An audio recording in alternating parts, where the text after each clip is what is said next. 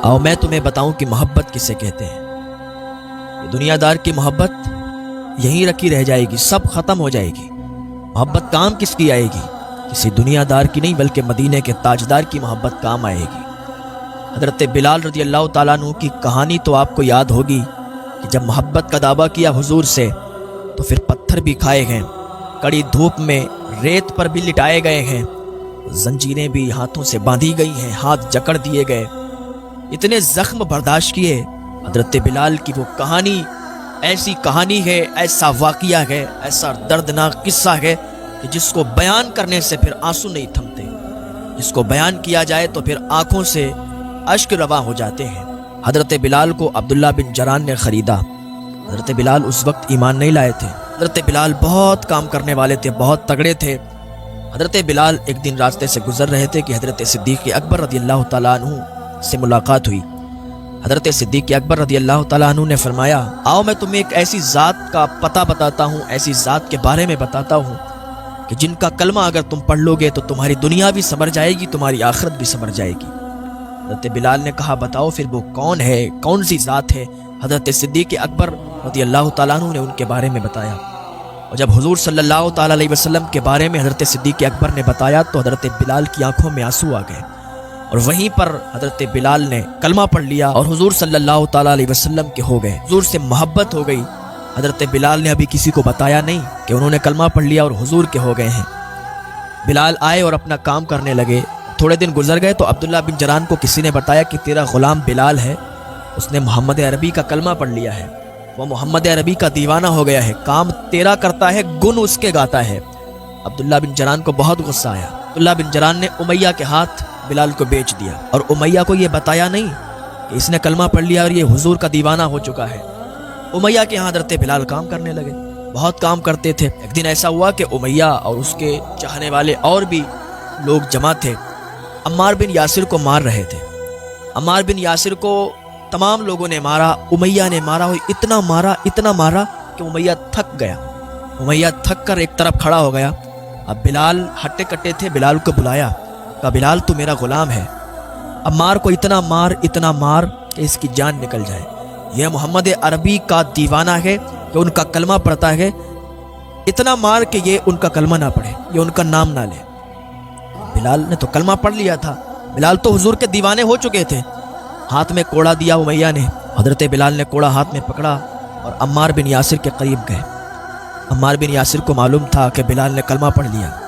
अम्मार बिन यासिर ये सोचते थे कि कहीं बिलाल ये ना कह दे कि मैं भी हुजूर सल्लल्लाहु ताला अलैहि वसल्लम का दीवाना हो चुका हूँ, मैंने भी उनका कलमा पढ़ लिया है।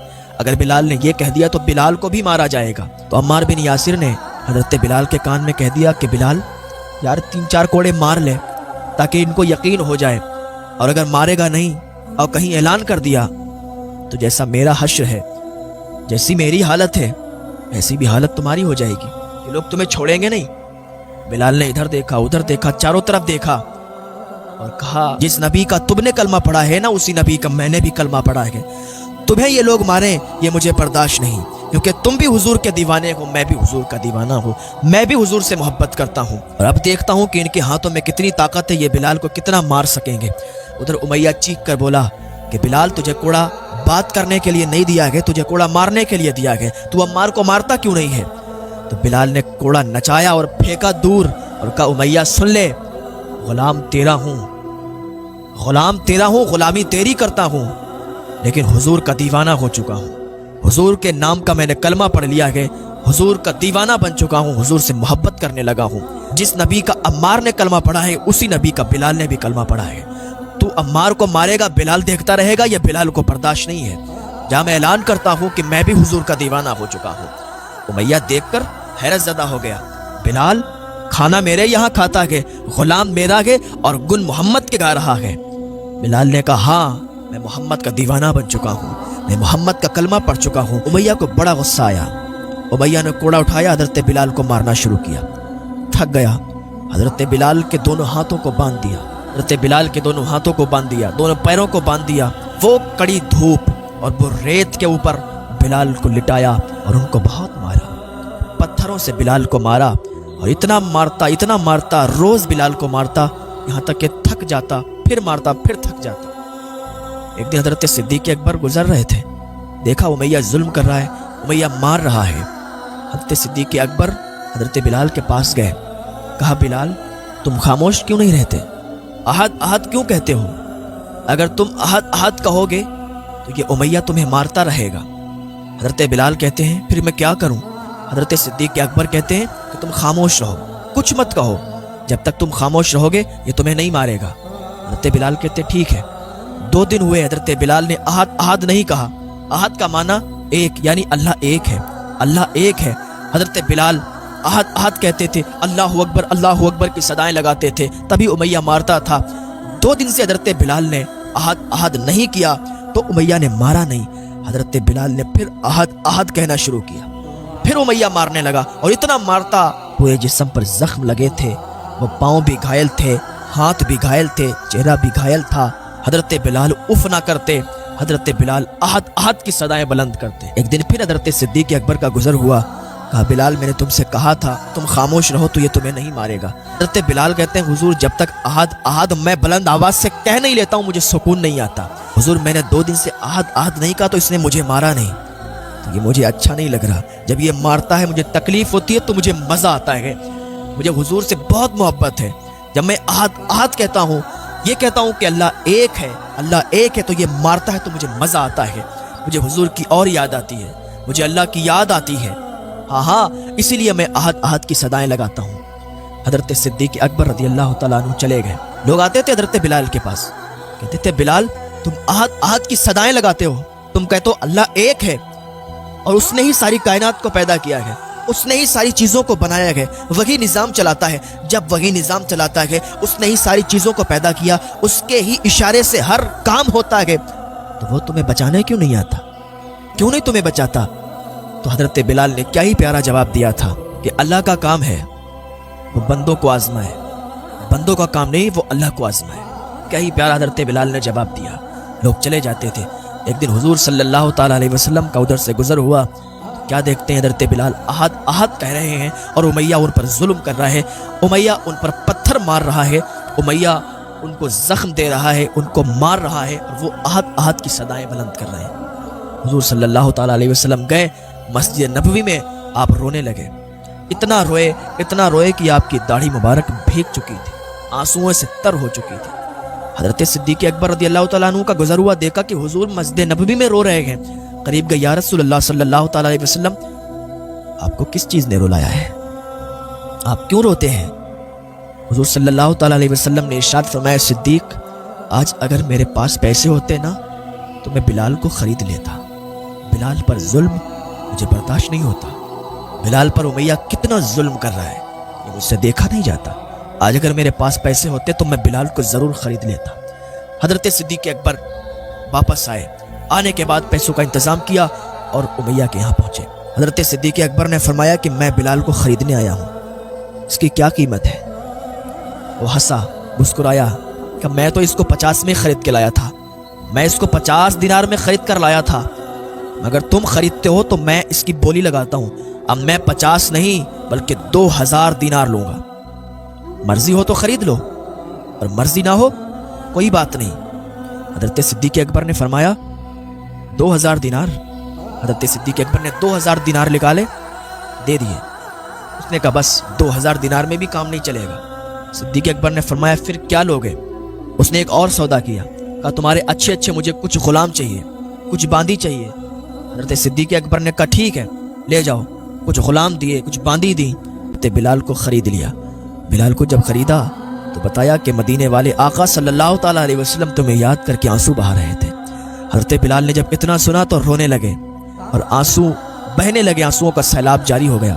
حضرت صدیق اکبر نے فرمایا مت رو، میں تمہیں اسی مدینے والے آقا صلی اللہ علیہ وسلم سے ملانے کے لیے لے جا رہا ہوں۔ حضرت بلال کہتے ہیں مجھے بے چینی ستا رہی ہے، اب مجھ سے برداشت نہیں ہوتا، مجھے فوراً ان کے پاس لے چلو، میں ان کے پاس جاؤں گا۔ حضرت صدیق اکبر فرماتے ہیں بلال تم ان کے پاس اس حالت میں جاؤ گے، پورے جسم پر تمہارے زخم لگے ہوئے ہیں، اور تم ان کی بارگاہ میں جاؤ گے نا تو وہ اور زیادہ روئیں گے، تو اس سے پہلے میں تمہیں اپنے گھر لے چلتا ہوں، مرہم پٹی کر دیتا ہوں، تمہارے زخموں کو چھپا دیتا ہوں، کپڑے پہنا دیتا ہوں، بالوں میں کنگھی کر دیتا ہوں، بالوں میں تیل لگا دیتا ہوں، پھر تم حضور کی بارگاہ میں جانا تو حضور پھر تمہیں دیکھ کر مسکرائیں گے۔ حضرت بلال کو حضرت صدیق اکبر رضی اللہ تعالیٰ عنہ گھر لے گئے، ان کے زخموں پر مرہم لگایا، پٹی باندھی، ان کو اچھے کپڑے پہنائے، ان کے چہرے کو صاف کیا، ان کے بالوں میں تیل لگایا اور ان کے بالوں میں کنگھی کی، داڑھی کو صاف کیا۔ تو حضرت بلال کہتے ہیں حضور آج تک میرے بالوں کی کنگھی کسی نے نہیں کی، آج تک میرے بالوں میں اور داڑھی میں کسی نے تیل نہیں لگایا، آج تک مجھے اپنے ہاتھوں سے کسی نے کپڑے نہیں پہنائے۔ حضور جب پیدا ہوا غلام ہی پیدا ہوا، آج آپ نے یہ کیا ہے نا، مجھے بہت اچھا لگا۔ اور حضرت بلال اتنا کہہ کر رونے لگے، آنسوؤں کا سیلاب جاری ہو گیا۔ حضرت صدیق اکبر فرماتے ہیں بلال رو مت، تم روتے ہو نا تو مجھے بھی رونا آتا ہے، اور آج تمہیں تو حضور کی بارگاہ میں لے چلیں گے، حضور صلی اللہ تعالیٰ علیہ وسلم تمہیں دیکھیں گے تو خوش ہو جائیں گے، رونا مت۔ اور وہاں پہنچنا تو رونا مت، کیونکہ حضور صلی اللہ تعالیٰ علیہ وسلم تمہارے لیے بہت رو چکے ہیں، اب اگر تم ان کے سامنے رو گے تو حضور کو بھی رونا آئے گا، اور جب حضور روئیں گے نا تو میں بھی روں گا، مجھ سے بھی برداشت نہیں ہوگا۔ بلال حضور کے سامنے رونا مت، اپنے آپ کو برداشت کرنا، اپنے آپ پر قابو رکھنا۔ کہا ٹھیک ہے حضور، تیار ہو گئے۔ حضرت صدیق اکبر رضی اللہ تعالیٰ عنہ حضور کی بارگاہ میں حضرت بلال کو لے گئے۔ حضرت بلال کو جیسے ہی حضور نے دیکھا تو خوش ہو گئے، اور پہلی نظر حضرت بلال پر ڈالی نا، حضرت بلال کی نظر جھک گئی، حضرت بلال کی نظریں نیچے جھک گئیں، اور کہا بلال تم آ گئے، مجھے بہت خوشی ہوئی ہے، بہت خوشی ہوئی ہے۔ دوسری نظر حضرت صدیق اکبر پر ڈالی، کہا صدیق تمہارا بہت شکریہ۔ حضرت صدیق نے جب اتنا سنا کہا حضور شکریہ کس چیز کا، حضور سب آپ کا ہی تو ہے، میرے پیسے آپ کے پیسے، میں آپ کا، میری ہر چیز آپ کی، میرے ماں باپ میں سب آپ پر قربان، حضور سب آپ کا ہے، کہہ کر بہت تیزی کے ساتھ رونے لگے۔ حضور صلی اللہ تعالیٰ علیہ وسلم نے فرمایا بلال اتنی دور کیوں بیٹھے ہو، آؤ میرے سینے سے لگ جاؤ۔ جب حضرت بلال حضور صلی اللہ تعالیٰ علیہ وسلم کے سینے سے لگ گئے تو حضرت بلال کو رونا آ گیا، حضرت بلال رونے لگے، بہت تیزی سے رونے لگے، حضور بھی رونے لگے، حضرت صدیق بھی رونے لگے۔ پھر حضرت صدیق نے کہا کہ اے بلال رو مت، خاموش ہو جاؤ، کیونکہ مجھے میرے نبی کا رونا برداشت نہیں ہوتا، میرے نبی جب روتے ہیں نا، میرے حضور جب روتے ہیں تو میں بھی دیکھ نہیں پاتا ہوں، مجھے بھی رونا آ جاتا ہے۔ حضرت بلال چپ گئے، حضور صلی اللہ تعالیٰ علیہ وسلم حضرت بلال کو دیکھ رہے ہیں، اور کوئی بھی کام ہوتا ہے نا حضرت صدیق آگے بڑھتے ہیں تو حضور فرماتے تھے صدیق بس کرو، تم نے ابھی تک اس کی خدمت کر لی ہے، اب میں اس کی خدمت کرنا چاہتا ہوں، اب میں اس کی خدمت کروں گا۔ اس نے بہت ظلم سہے میرے لیے، اس نے بہت ظلم برداشت کیے ہیں، بہت ظلم سہے۔